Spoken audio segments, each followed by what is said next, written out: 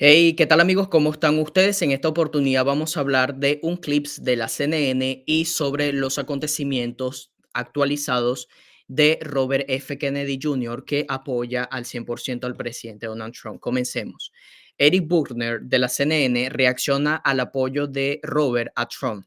Ella dice lo siguiente: las últimas encuestas en estados claves muestran que Kennedy tiene entre el 5 y el 6% de los votos. Ahora bien, se podría decir que no es gran cosa, supuestamente. En realidad, sí es el caso, es enorme y lo es por mucho. CNN dice que el hecho de que Robert ahora apoya al presidente Trump significa que los estados indecisos apoyarán a Trump y que esta elección está esencialmente terminada. First time. Today, RFK Jr. had suspended his campaign endorsing Trump. Kennedy telling reporters that Trump had asked him to, quote, enlist him in his administration. Now, the latest swing state polls show Kennedy with 5 or 6% of the vote. And so when you think about it overall, you may say, well, that's not a big deal. Actually, if that is the case in swing states. Ella dice que estos estados, los swing state, por ejemplo, Arizona, Carolina del Norte, Nevada, Michigan, Pensilvania, Robert tiene 5%. Muchos votantes están diciendo de que esto no va a influir en las elecciones. Déjame decirte que sí. Inclusive la propia periodista de la CNN dice que esto podría determinar el futuro para las elecciones del 5 de noviembre a favor de Donald Trump. It is huge. It is everything. It is more than the margin between Harris and Trump in some of those same states. First time. Ahora bien, no han pasado 12 horas cuando ya los medios de la izquierda y estos medios tarifados por el establishment están desterrando historias muertas de Robert. Acusan a Robert Jr. de ser traficante de cocaína en la Universidad de Harvard, según una denuncia de un ex compañero de clase. Robert F. Kennedy Jr. acusado de ser traficante de cocaína en la Universidad de Harvard, mientras habla un ex compañero de clase. Señores, no pasaron ni 12 horas cuando todos estos medios están comenzando a acusar a Robert en este preciso instante por el simple hecho de ponerse del lado de la verdad. Increíble. Las afirmaciones explosivas provino del autor Kurt Anderson el viernes en una columna mordaz para El Atlántico. Más temprano en ese día, Kennedy suspendió su campaña presidencial de tercer partido y candidato republicano respaldado por Donald Trump. Este compañero de clase afirmó que cuando era estudiante de Harvard en la década de 1970, compró cocaína a Robert y su hermano Joseph por $40 en un dormitorio. Ahora, todos estos compañeros de clase se están contactando con los medios del establishment para decir: Robert fumaba cigarrillo. Robert, en el año 1880, cuando él nació, es un ejemplo, dijo que Dios es bueno. Entonces, ese tipo de cosas es porque los medios de comunicación están tan desacreditados, señores. Esto es un artículo que publicó El Atlántico. Acusan a Bobby que era un traficante de drogas. El respaldo de Kennedy y Donald Trump plantea una pregunta incómoda. Así lo detalla. El medio de la izquierda dice: el principal candidato a la presidencia por tercer partido, un abogado y activista medioambiental, hijo y sobrino de legendarios políticos demócratas liberales, acaba de abandonar la carrera y anunció que se unirá a la campaña del presidente y candidato presidencial más antiambiental de la historia reciente. El líder de un partido republicano al que se ha convertido en un culto a la personalidad protofascista, antidemocrático y de derecha. Podría seguir catalogándolo las contradicciones y el abandono de principios, todos atónitos. Este medio de comunicación de la izquierda, señores, está destilando veneno. Es impresionante que después de que Bobby retiró su candidatura presidencial, sacaron este artículo a la luz de que Bobby o Robert vendía estupefaciente cuando era adolescente. Pero esto no va a detener a nadie, porque América está unida.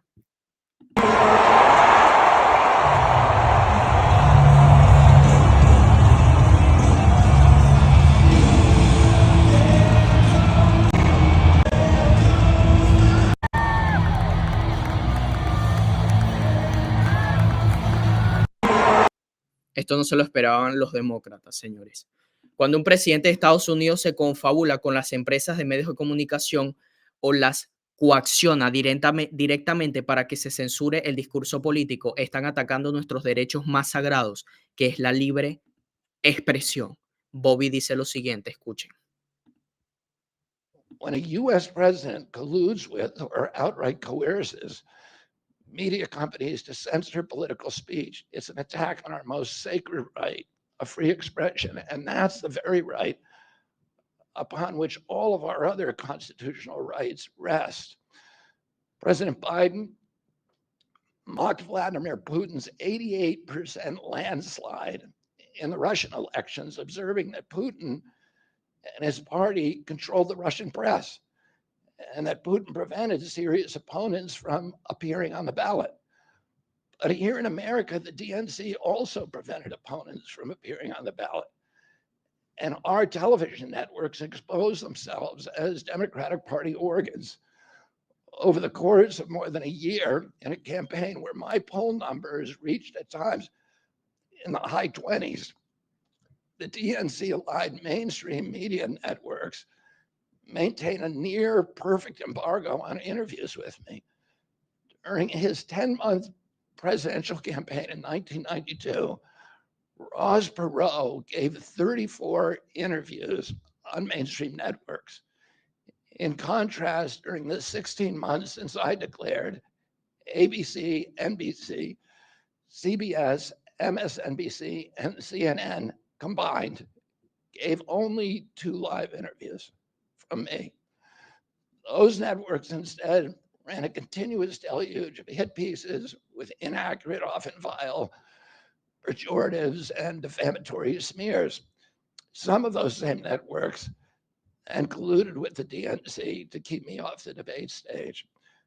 Representatives of those networks are in this room right now, and I'll just take a moment to ask you to consider the many ways that your institutions have abdicated this really sacred responsibility, the duty of a free press to safeguard democracy and to challenge always the party in power. Instead of maintaining that posture of fierce skepticism toward authority, your institutions have made themselves government mouthpieces and stenographers for the organs of power.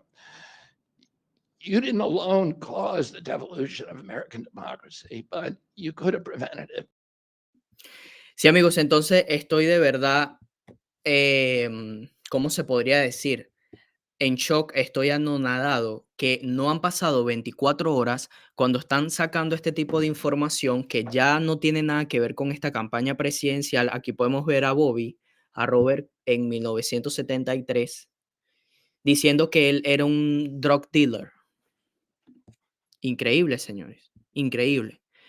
El autor, Kurt Anderson, en la foto afirmó que le compró estupefacientes a Robert y a su hermano, Joseph, por $40 en un dormitorio. O sea, este señor, que fue compañero de clase de Robert, fue el que dijo que le compró estupefacientes.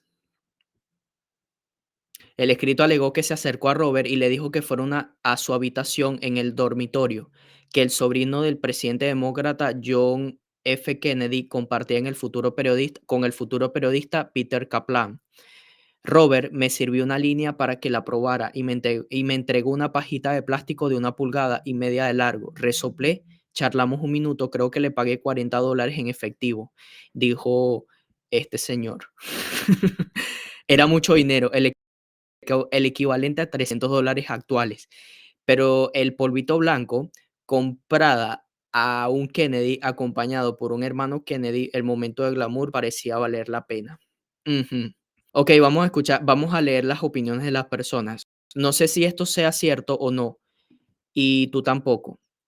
Es sorprendente que los adultos sigan criticando públicamente a otros por presuntos malos comportamientos de hace décadas. Nadie más ha crecido y madurado. Tan verdaderamente solía vender LSD a mis amigos que lo necesitaban hace 30 años.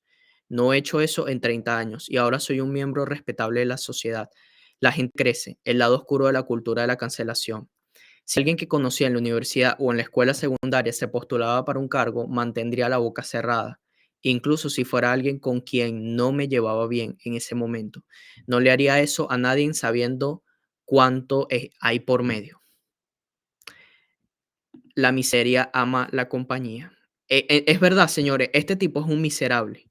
O sea, sabiendo de la carrera presidencial y a lo que nos estamos enfrentando en este momento, el señor simplemente por obtener cientos de dólares, porque obviamente que la CNN le pagó unos dolaritos a este señor, hace estas afirmaciones por el simple hecho de crear cualquier controversia, si es que la crea, porque realmente a mí no me impresionó. En realidad, no sé si a ti te impresionó ese tema en específico.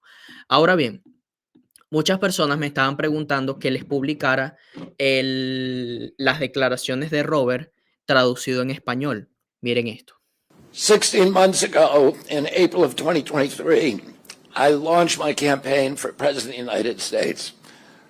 I began this journey as a Democrat, the party of my father, my uncle, the party which I pledged my own allegiance to long before I was old enough to vote.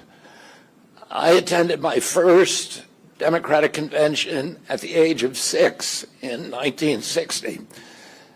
And back then, the Democrats were the champions of the Constitution, of civil rights.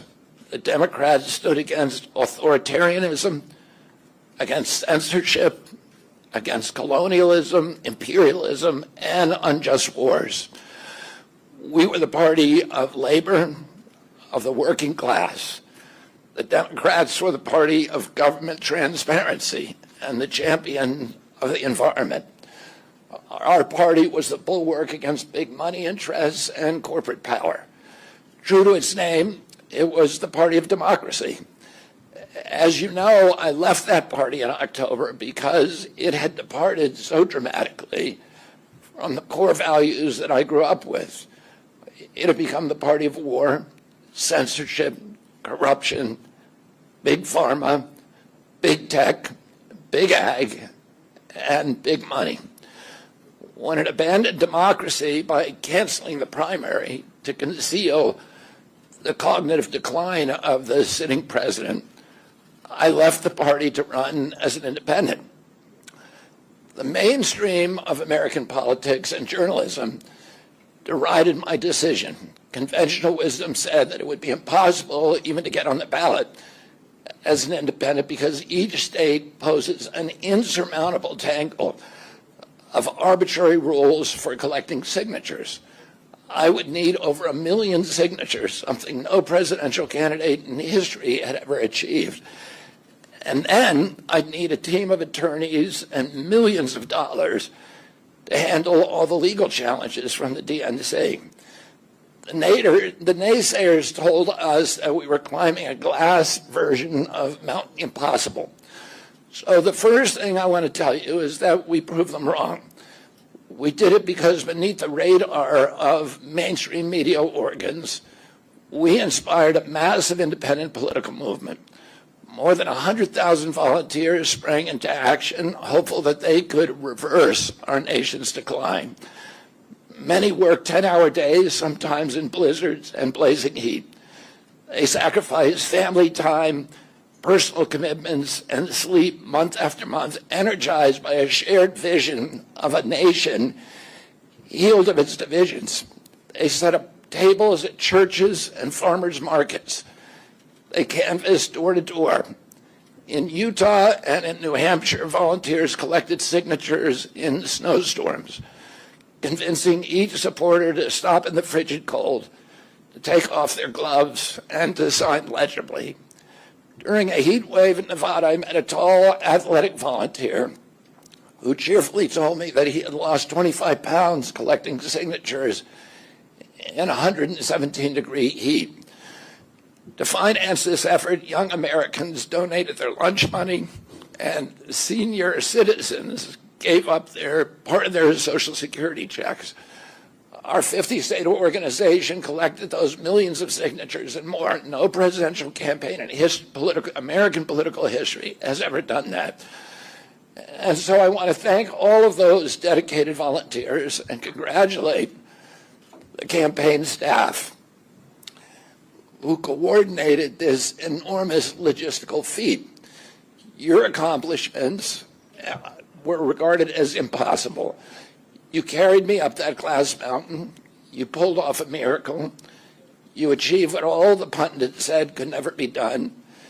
You have my deepest gratitude, and I'm never going to forget that, not just for what you did for my campaign, but for the sacrifices you made because you love our country.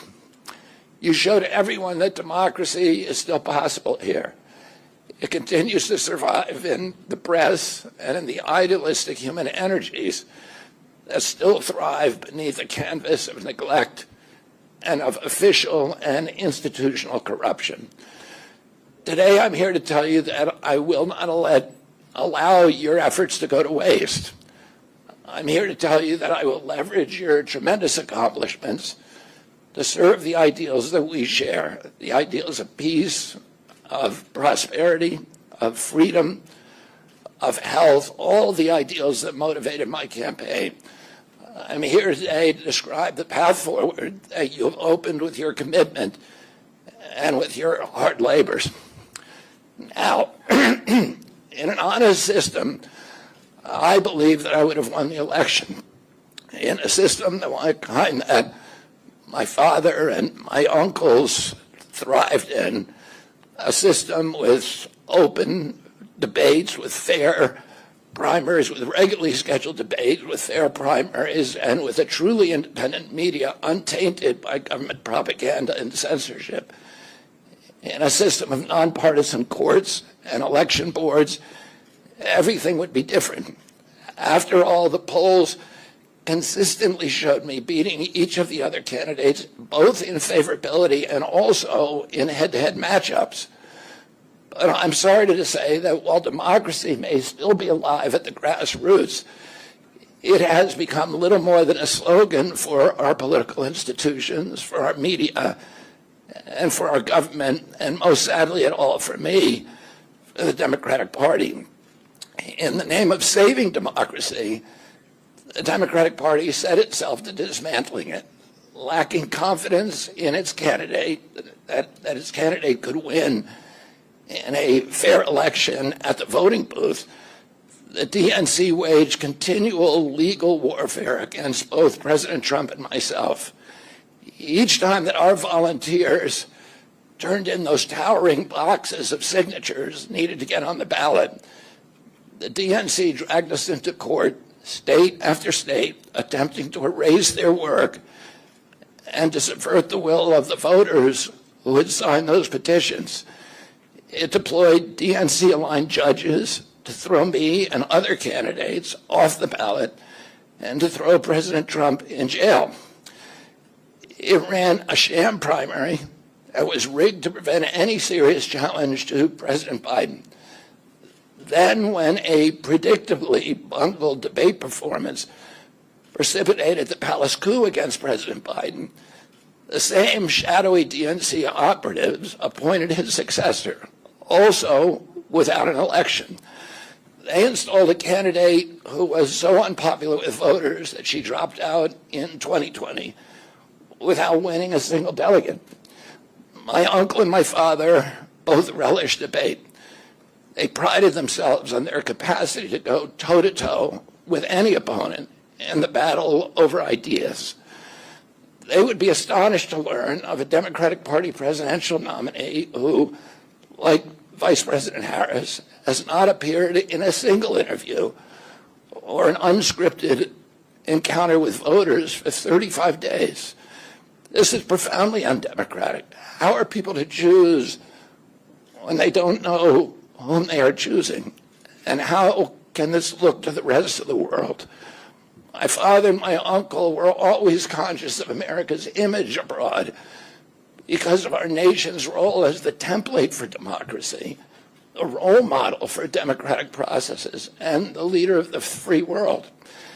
Instead of showing us her substance and character, the DNC and its media organs engineered a surge of popularity for Vice President Harris based upon, well, nothing. No policies, no interviews, no debates, only smoke and mirrors and balloons in a highly produced Chicago Circus. There, in Chicago, a string of Democratic speakers mentioned Donald Trump 147 times just on the first day. Oh, who needs a policy when you have Trump to hate? In contrast, at the RNC convention, President Biden was mentioned only twice in 4 days. I do interviews every day. Many of you have interviewed me. Anybody who asks gets to interview me. Some days I do as many as 10. President Trump, who actually was nominated and won an election, also does interviews daily. How did the Democratic Party choose a candidate that has never done an interview or debate during the entire election cycle? We know the answers. They did it by weaponizing the government agencies. They did it by abandoning democracy. They did it by suing the opposition and by disenfranchising American voters. What most alarms me isn't how the Democratic Party conducts its internal affairs or runs its candidates. What alarms me is the resort to censorship and media control and the weaponization of the federal agencies. When a U.S. president colludes with or outright coerces media companies to censor political speech, it's an attack on our most sacred right of free expression, and that's the very right upon which all of our other constitutional rights rest.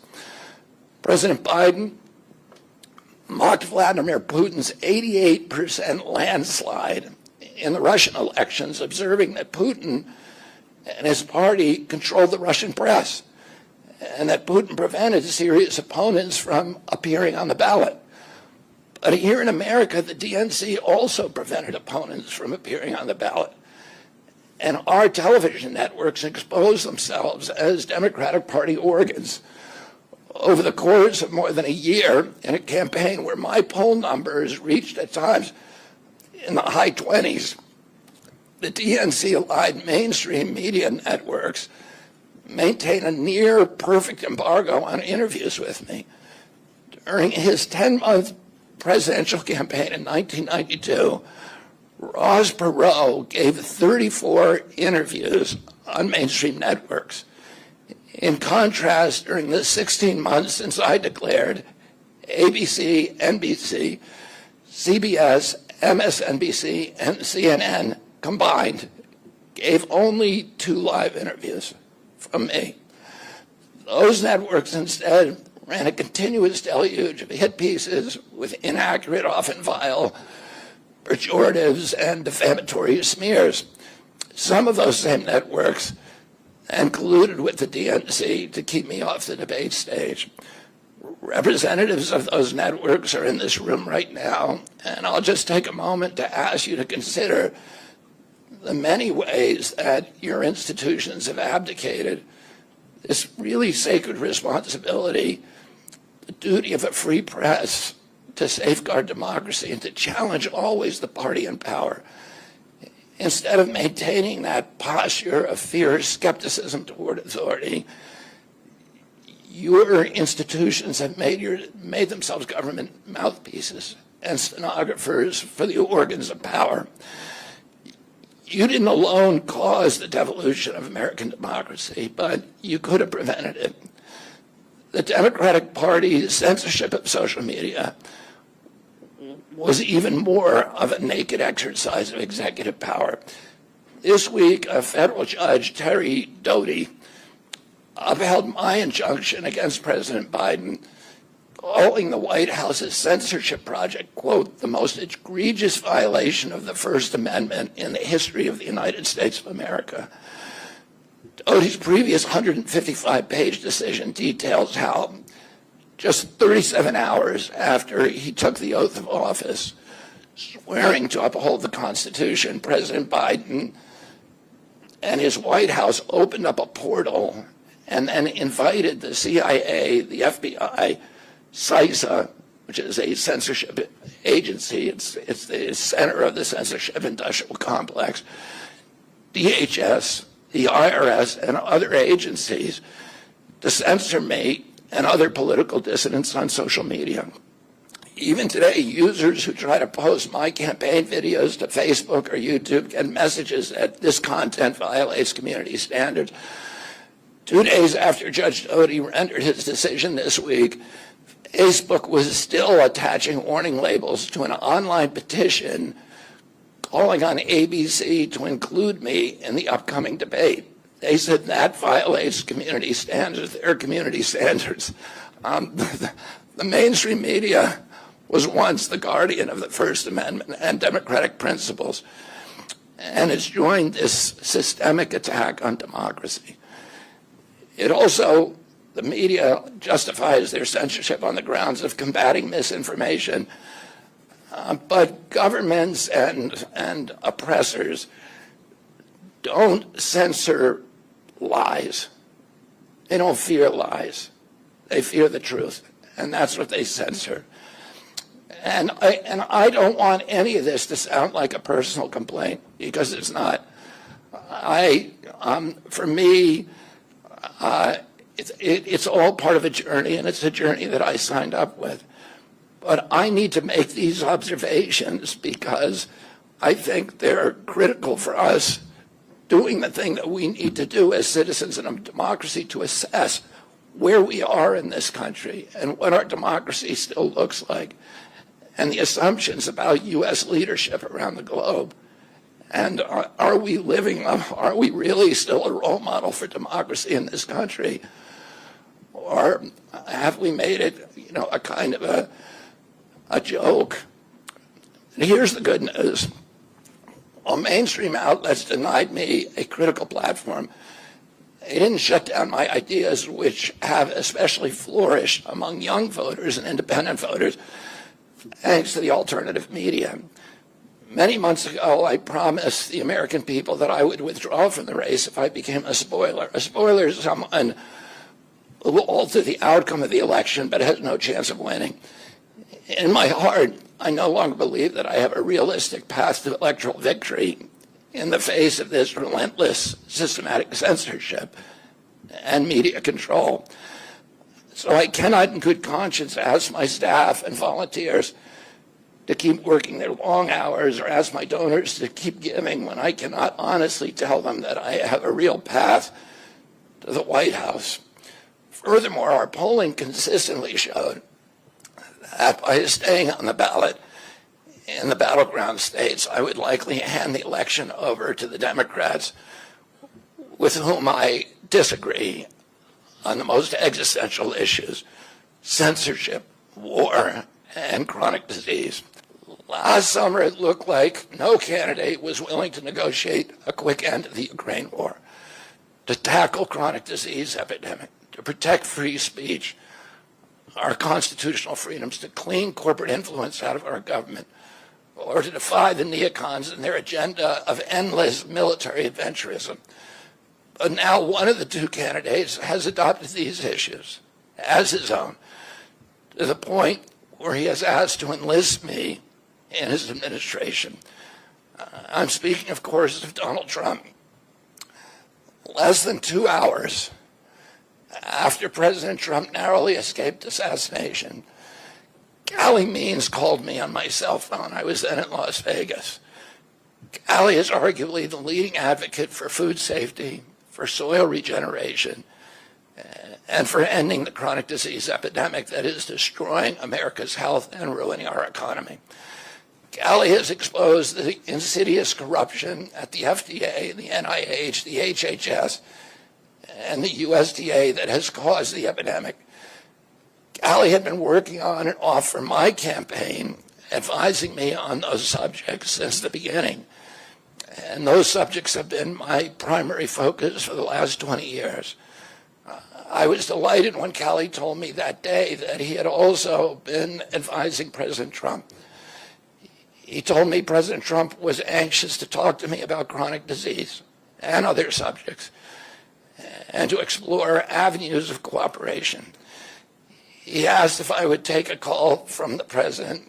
President Trump telephoned me a few minutes later, and I met with him the following day. A few weeks later, I met again with President Trump and his family members and closest advisors in Florida. In a series of long, intense discussions, I was surprised to discover that we are aligned on many key issues. In those meetings, he suggested that we join forces as a unity party. We talked about Abraham Lincoln's team of rivals. That arrangement would allow us to disagree publicly and privately, and fiercely if need be, on issues over which we differ, while working together on the existential issues upon which we are in concordance. I was a ferocious critic of many of the policies during his first administration, and there are still issues and approaches upon which we continue to have very serious differences. But we are aligned with each other on other key issues, like ending the forever wars, ending the childhood disease epidemics, securing the border, protecting freedom of speech, unraveling the corporate capture of our regulatory agencies, getting the U.S. intelligence agencies out of the business of propagandizing and censoring and surveilling Americans and interfering with our elections. Following my first discussion with President Trump, I tried unsuccessfully to open similar discussions with Vice President Harris. Vice President Harris declined to meet or even to speak with me.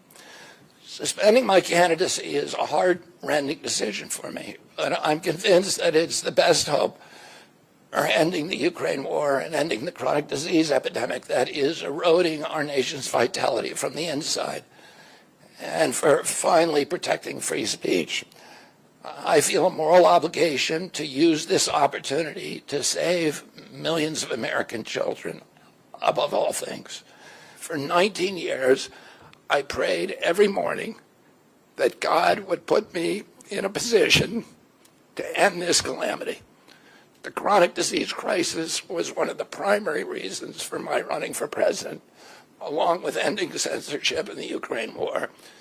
It's the reason I've made the heart-wrenching decision to suspend my campaign and to support President Trump. This decision is agonizing for me because of the difficulties it causes my wife and my children and my friends. But I have the certainty that this is what I've meant to do. And that certainty gives me internal peace, even in storms. If I'm given the chance to fix the chronic disease crisis and reform our food production, I promise that within 2 years, we will watch chronic disease burden lift dramatically. We will make Americans healthy again. Within 4 years, America will be a healthy country. We will be stronger, more resilient, more optimistic, and happier. I won't fail in doing this. Ultimately, the future, however it happens, is in God's hands and in the hands of the American voters and those of President Trump. If President Trump is elected and honors his word, the vast burden of chronic disease that now demoralizes and bankrupts the country will disappear. This is a spiritual journey for me. I reached my decision through deep prayer, through hard-nosed logic, and I asked myself, what choices must I make to maximize my chances to save America's children and restore national health? I felt that if I refused this opportunity, I would not be able to look myself in the mirror, knowing that I could have saved lives of countless children and reversed this country's chronic disease epidemic. I'm 70 years old. I may have a decade to be effective. I can't imagine that President Harris would allow me or anyone to solve these dire problems. After 8 years of President Harris, any opportunity for me to fix the problem will be out of my reach forever. President Trump has told me that he wants this to be his legacy. I'm choosing to believe that this time he will follow through. His son, his biggest donors, his closest friends, and all support this objective. My joining the Trump campaign will be a difficult sacrifice for my wife and children, but worthwhile if there's even a small chance of saving these kids. Ultimately, the only thing that will save our country and our children is if we choose to love our kids more than we hate each other. That's why I launched my campaign to unify America. My dad and uncle made such an enduring mark on the character of our nation, not so much because of any particular policies that they promoted, but because they were able to inspire profound love for our country and to fortify our sense of ourselves as a national community held together by ideals. They were able to put their love into the intentions and hearts of ordinary Americans and to unify a national populist movement of Americans, blacks and whites, Hispanics, urban and rural Americans. They inspired affection and love and high hopes and a culture of kindness that continue to radiate among Americans from their memory.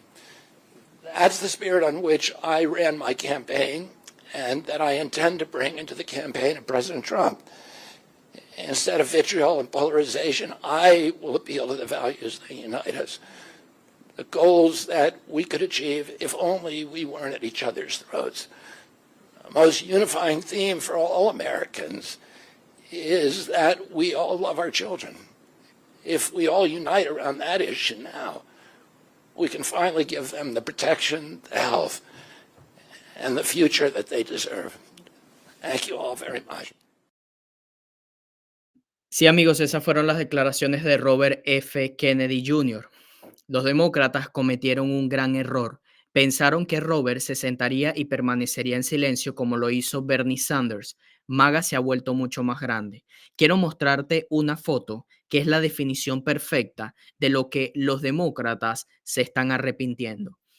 Primeramente, Elon Musk se acercó a los demócratas lo apartaron. Tulsi Gabbard se acercó a los demócratas la apartaron. Robert los apartó. Donald Trump les extendió los brazos. Y actualmente todo el equipo está junto con el presidente Donald Trump y los demócratas le dicen a estas personas por qué están ayudando al presidente cuando ustedes desde un principio le sacaron el dedo medio a estas personas. Sí, amigos. Gunther dice lo siguiente: Robert F. Kennedy Jr. endorsed Trump and this happened. Esto es un golpe de Estado por parte de los medios de comunicación de la izquierda contra Robert F. Kennedy Jr. Mientras tanto, cuando acusan a Robert de que vendió estupefacientes cuando estaba en la universidad, todavía no se ha encontrado quién fue el autor. Supuestamente todavía no se ha encontrado porque obviamente que sabemos quién fue. En el polvito blanco en la Casa Blanca, ¿se acuerdan de eso? Mientras tanto, encontraron polvito blanco en la Casa Blanca y todavía no tenemos confirmación quién lo trajo allí. Ya nosotros sabemos quién fue. Amigos, hasta aquí dejo el video, hasta aquí dejo el episodio y nos vemos en unas horas con un siguiente episodio importante para todos ustedes como tanto se lo merecen. Hasta luego.